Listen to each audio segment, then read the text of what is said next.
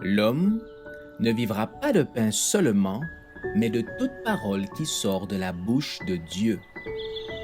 Voici votre moment de méditation quotidienne.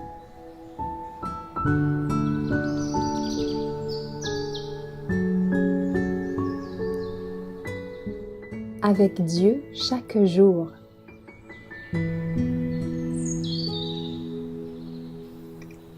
Soigne le temple de ton corps, le 10 mai. Ne savez-vous pas que vous êtes le temple de Dieu et que l'Esprit de Dieu habite en vous? 1 Corinthiens 3, verset 16. Dieu vous a donné une habitation dont vous devez prendre soin et que vous devez conserver dans les meilleures conditions pour son service et pour sa gloire. Votre corps ne vous appartient pas. Ne savez-vous pas que vous êtes le temple de Dieu et que l'Esprit de Dieu habite en vous? La santé est une bénédiction dont la valeur n'est appréciée que de bien peu de gens. La vie est un dépôt sacré que seul Dieu peut nous rendre capables de conserver et d'utiliser pour sa gloire. Mais celui qui forma la merveilleuse structure du corps prendra un soin spécial pour la conserver en bon état si l'action des hommes ne s'oppose pas à la sienne. Dieu nous aidera à améliorer et à utiliser selon la volonté du donateur chaque talent qui nous a été confié. La jeunesse est l'époque où l'on doit contracter de bonnes habitudes, corriger les travers déjà acquis, s'attacher à posséder la maîtrise de soi, à faire des projets, à s'accoutumer à régler tous les actes de la vie selon la volonté de Dieu.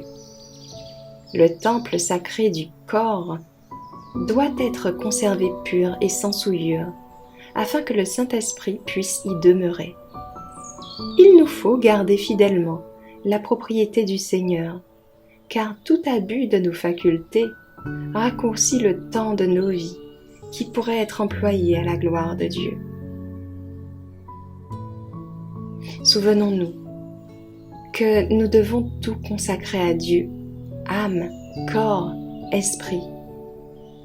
Tout lui appartient par droit de rédemption et tout doit être utilisé intelligemment afin que nous puissions conserver ce talent, la vie, en employant convenablement nos facultés que nous ferons travailler au maximum et le plus utilement que possible, en conservant nos organes en bon état de façon que notre esprit, nos nerfs et nos muscles agissent harmonieusement. Nous pourrons rendre les plus précieux services à Dieu. Quand nous faisons tout notre possible pour conserver notre santé, nous pouvons attendre les bénédictions qui en découlent, et il nous est permis alors de demander à Dieu avec foi de bénir les efforts que nous faisons à cet effet.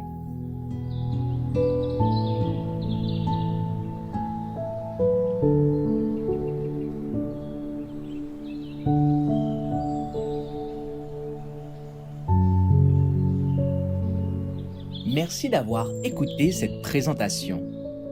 Assurez-vous de nous rejoindre demain pour votre moment de méditation quotidienne avec lereste.org.